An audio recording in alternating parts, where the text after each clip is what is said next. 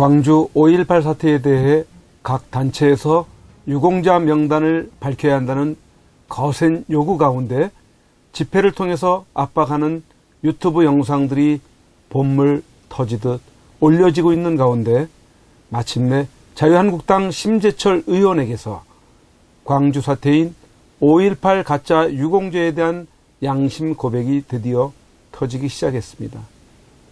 이에 대해 포털에서는 여러 편의 관련 기사들이 올려져 있으며 논란의 중심에 서가고 있는 시발점이 될 것으로 보입니다. 심재철 의원이 말하기를 국가 유공자라면 당연히 공개되어야 한다고 하면서 다음과 같이 폭로를 하였습니다. 경향신문은 본 의원이 5.18 광주 민주화운동 보상금 3,500만 원을 받았다며 그것이 마치 부도덕한 일인 것처럼 특종이랍시고 단독 보도 표시까지 하며 부풀렸다. 1998년 7월 29일 광주 민주화운동 관련자 보상심의위원회는 김대중 내란 음모 사건 피고인 24인에 대해 모두 일괄 보상을 실시했다. 본 의원의 파일 258쪽 앞에는 본 의원보다 3.5배 많은 액수의 보상금을 받은 이해찬 씨 257쪽에 있고 본 의원 다음 파일에는 한겨레 신문 사장을 지낸 송건호 씨 259쪽에 있다. 마치 본 의원 개인에 문제가 있는 것처럼 말하는 것은 여론 왜곡의 다름 아니다. 본 의원은 1998년 5월 18일 민주화운동 유공자로 선정되어 의료비가 전액 면제되는 유공자 의료보험증을 우편으로 전달받았지만 즉각 이를 반납하고 보훈처에 유공자 등록을 하지 않았다.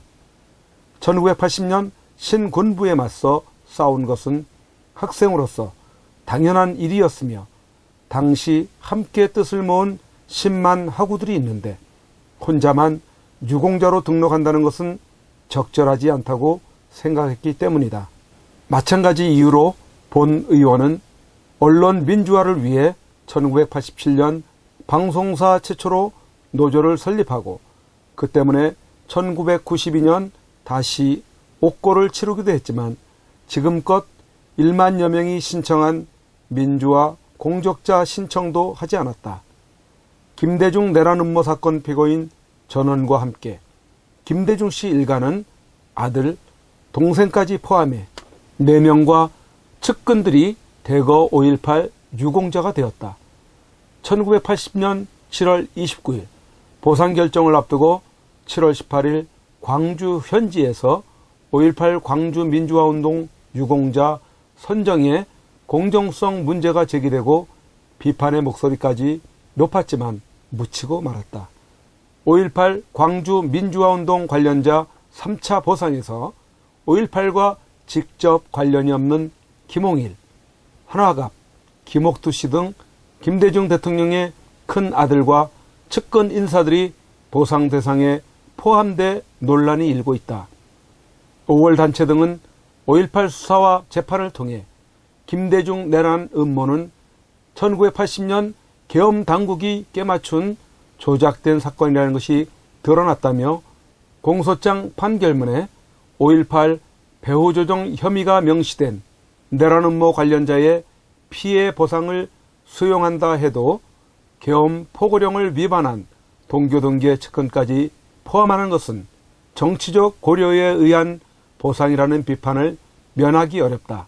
상당수 시민들은 정치 상황의 변화에 관계없이 심사의 형평성과 일관성을 유지해야만 5.18 항쟁의 본뜻이 훼손되지 않는다며 동교동계 측근들은 5.18과 직접적인 관련성을 증명하기 어려운 만큼 광주 보상법보다는 계엄당국의 야당 탄압에 대한 법원 재심을 거쳐 손해배상을 청구하는 것이 마땅하다. 1998년 7월 18일자 한겨레 신문. 실제 불공정 문제가 제기될 수 있는 인물들 상당수가 유공자로 지정된 것으로 보인다. 최근 유시민 씨와 이해찬 씨를 엄호하기 위해 허위 사실을 남발하며 등장한 유기용 민주당 지역위원장, 5월 15일 이해찬 당대표 포상을 받음. 이는 당시 서울대 학생으로 경찰서 구류 며칠 만인 1980년 6월 10일 무혐의로 석방되었으나 이후 김대중 정부 때 청와대에 근무하면서 5.18 광주 민주화운동 유공자가 되었다. 마찬가지로 심재철의 증언으로 이해찬 씨가 김대중 내란 음모 사건에 개입되었다는 허위 사실을 유포하며 유시민 씨 엄호에 나선 김명인 씨도 1980년 당시 체포된 적도 없지만 5.18 기념공원 지하의 추모 승화공간 벽면에 이름이 새겨지고 5.18 유공자가 된 것으로 보인다. 5.18 유공자들에게는 국민 세금이 지원된다. 국가가 지정하는 유공자라면 마땅히 그 행적이 해당 사건과 직접적이고도 중요한 관련이 되어 있어야 할 것 아닌가.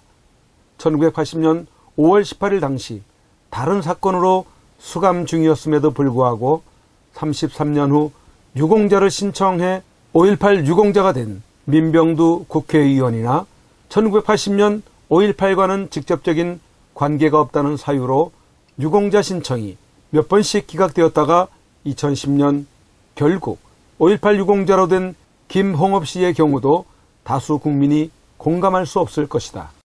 또 유공자가 아니면서도 민주화운동 경력에 대해 보상을 받은 경우도 1만여 건에 달하는 만큼 재점검이 필요하다. 경찰 7명이 사망한 1989년 부산 동의대 사건의 경우도 학생들은 2002년 민주화 공적이 인정돼 보상을 받았지만 희생된 경찰들은 24년 만인 2013년에야 명예가 회복돼 국가가 유족에게 보상금을 지급한 사례 등 선정이 사회적 논란이 된 경우도 있다. 치열한 민주화 투쟁의 역사를 거친 우리나라가 그간의 민주화 인사에 대해 보상하는 것은 타당하다. 하지만 일관성 없는 보훈 정책, 부적절한 유공자 남발의 최대 피해자는 국민이다. 2019년 1월 말 기준 국가 유공자, 즉 보훈 대상별 현황에 따르면 5.18 광주 유공자는 4.19 때의 6배가 넘는 4,415명이다. 국민의 세금이 투입되는 국가 유공자 선정 과정에서 공정성은 선택이 아니라 필수이다. 2019년 5월 16일 국회의원 심재철.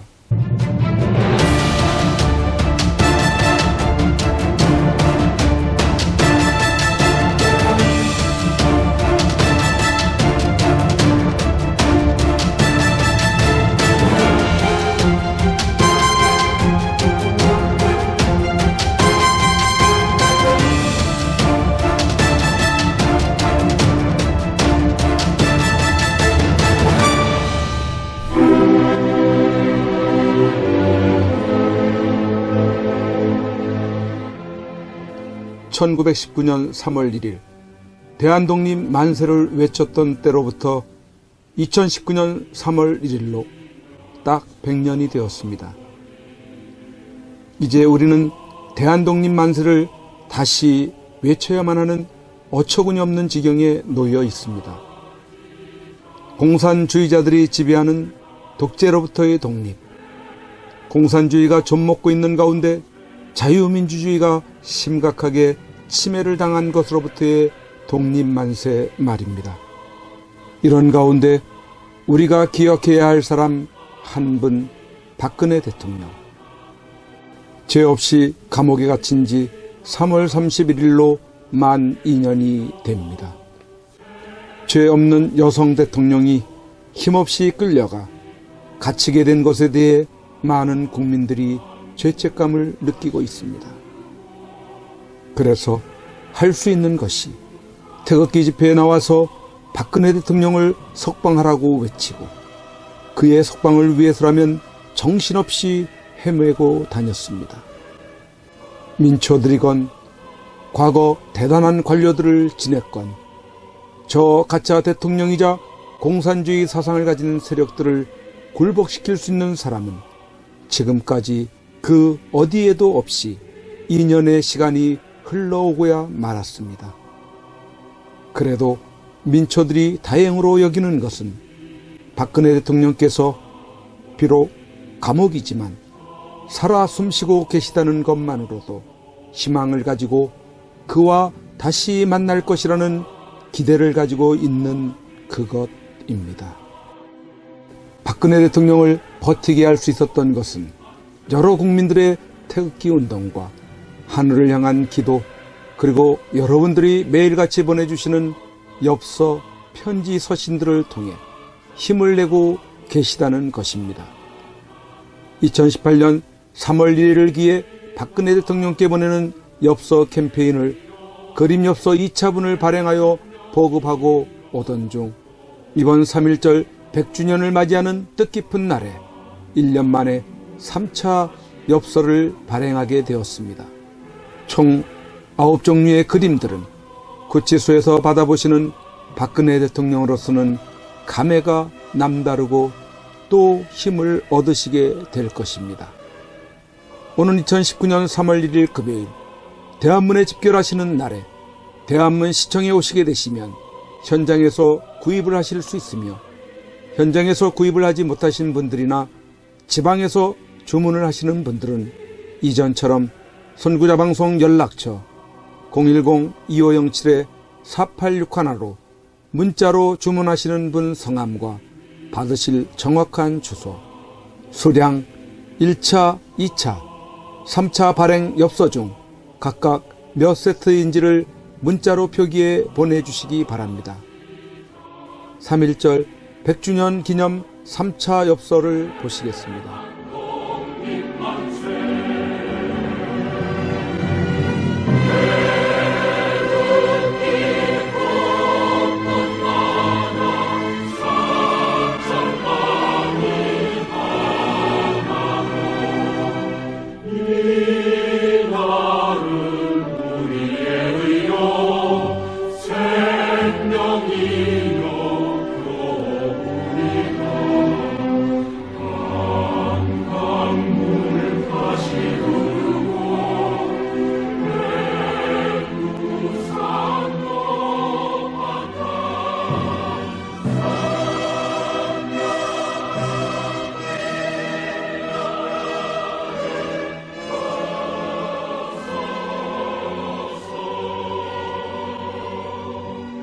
박근혜 대통령님이 복귀하시는 그날까지 선구자 방송의 엽서 보내기 운동은 계속됩니다. 1, 2차 엽서들과 함께 또 다른 감동을 주는 익히 보아왔던 그림들을 엽서로 여러분들이 만나시게 됩니다. 그동안 많이 참여하셔서 매주마다 많게는 천여 통의 엽서 편지들을 통해 세상 소식도 아시게 되시고, 여러분들이 보내주시는 엽서 편지들은 다 읽어보시고 간직하고 계신다고 합니다. 계속해서 엽서 편지 보내기에 동참을 해주시고, 아직까지 이러한 내용을 모르시는 주위의 많은 분들에게도 알려주셔서 참여하실 수 있도록 해주시면 감사하겠습니다. 3.1절에 대한문 시청에 나오시는 분들은 행사 진행 텐트 쪽에 오셔서 선구자 방송 엽서 코너로 찾아오셔서 구매하시기 바랍니다.